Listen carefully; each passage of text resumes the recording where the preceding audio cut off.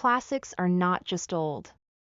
If you look up the word classic in the dictionary, you will learn that it means a work being sorted or classified as of the highest quality. In ancient times, paper was expensive and the printing presses didn't exist. Therefore, leaving books to the next generation took far more effort and resources compared to today. The fact that we can still read classics written around 2,000 years ago means that every single generation up to this day has classified them as valuable enough to be transcribed. China has long been a cultural teacher to other Asian countries.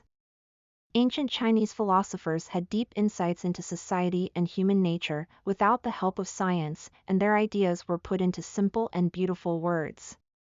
And now, finally, science has corroborated the insights of past great thinkers. What does the latest science say about the ancient wisdoms in Chinese classics? In ancient times, people believed in supernatural entities above the clouds that punished and rewarded them. However, Xuanzhu, a philosopher of Confucianism in the late Warring States period, explicitly denied the existence of gods. For example, Xuanzhu argued that praying for rain never brought about rain, and human actions had nothing to do with the actual weather. He said that when it rains, it will happen, even if you don't pray for rain. However, he added that praying for rain is effective, not because it has any effect on nature, but because it affects people. Recent psychological studies have proven that Xuanzhu was right. When people are in a crisis and have done everything realistically within their power, they are most likely to resort to prayers, rituals, donations to gods, consulting oracles, or performing magic. All of these measures are scientifically ineffective at producing the desired result. However, by preserving the fiction, they can convince themselves that they aren't helpless and haven't given up. As a result, they at least feel that they are in charge and will therefore be less anxious and able to go on to make their best effort. Xuanzhu implied that a wise king has to be clear that gods are fictional. However, the king also has to understand that the masses want to feel at ease by believing in supernatural beings. Gods and heaven surely don't exist, but completely denying them is also irrational. The principal person does not look around for good fortune, and heaven rewards contentment for that lack of concern. On the other hand, heaven gives misfortune to those obsessed with avoiding it. The latest findings from evolutionary psychology has brought to light new comprehension regarding this quote from Vegetable Root Discourse, which was written in the Ming Dynasty. From an evolutionary point of view, happiness is only about encouraging survival and reproduction, and our physiological system is not programmed to keep us happy all the time. For example, evolution provided pleasant sensations during sexual activity to encourage humans to reproduce. At the same time, evolution also programmed these pleasant feelings to quickly subside. If the happiness were to last forever, the very happy individuals would not bother to look for another breeding opportunities, and their genes would not be inherited to the next generation. If we go after these pleasant sensations as our main source of happiness, they disappear as soon as you get them, and you have to start all over again. The root of suffering could be this never-ending pursuit of happiness, which causes us to be in a constant state of tension, restlessness, and dissatisfaction. Even when feeling joy, one can still be plagued with the fear of losing it. Endless pursuit of happiness makes us exhausted and discontented, and, as Vegetable Root Discourse indicates, only those who are indifferent to happiness can truly be happy. Xuanzhu is famous for claiming that human nature is evil.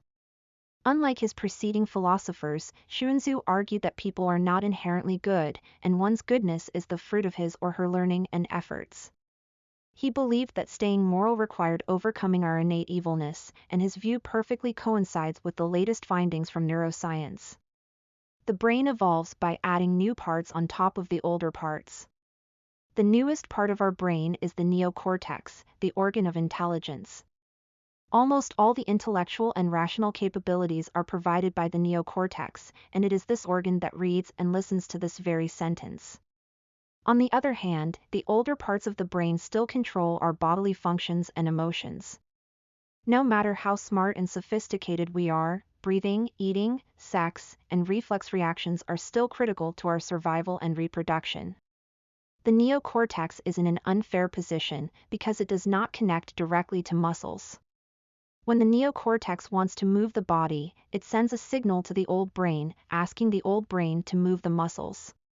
For example, although breathing is a function of the brain stem that requires no thought or input from the neocortex can temporarily control breathing, as when you consciously decide to hold your breath. However, if the brain stem detects that you need more oxygen, it will ignore the neocortex and take back control. Similarly, the old brain sometimes makes us violent, greedy, and selfish, even when the neocortex wants us to be nice and moral. Everyone harbors this tendency to some degree, because evolution discovered that it is occasionally helpful for propagating genes. Biologically speaking, our inherent nature is bad, and we need to make an effort to stay good. We have to cultivate our empathy and give more strength to our rational self through learning and experience, just as Xuanzhu argued. You have probably heard the story The Butterfly Dream by Zhuangzi, a Chinese philosopher who lived around 4th century BC.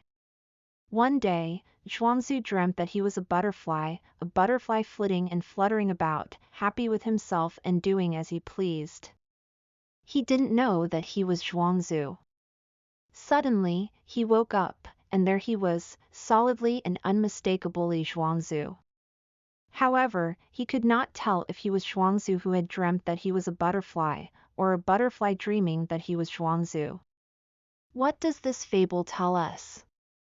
A neuroscientist may take it as exposition of how unreliable our perception is.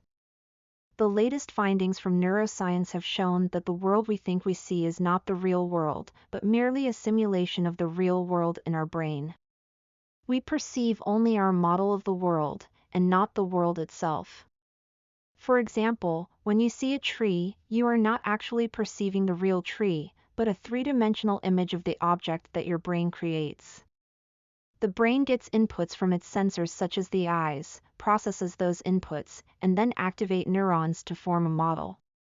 As such, when we comprehend the world out there, we're not really comprehending the world out there, but rather are constructing it within our brains. Similarly, when you think that you are a human being lying on a bed, your brain creates a three-dimensional model of your room and bed, and then locates yourself on the bed. If the brain were to accidentally construct a model of a flower garden and locates you above the flowers, you might perhaps identify yourself as a butterfly instead. Zhuangzi must have intuitively realized that his perceived reality was just a created illusion in his brain. He somehow knew that he had no way to see whether the model in his brain was actually reflecting the objective reality.